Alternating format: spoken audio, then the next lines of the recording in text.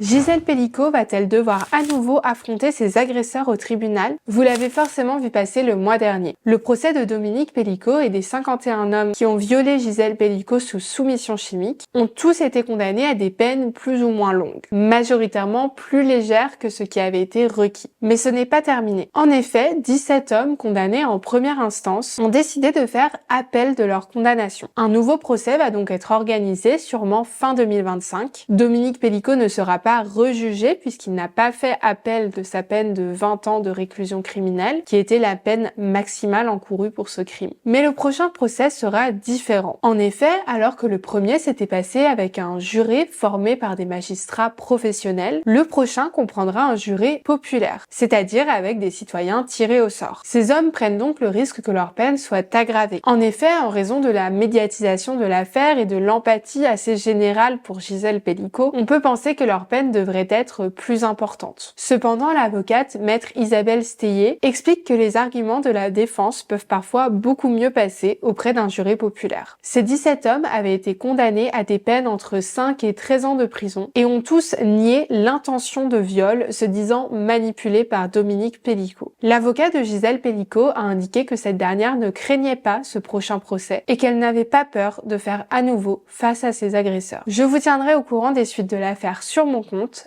Abonnez-vous!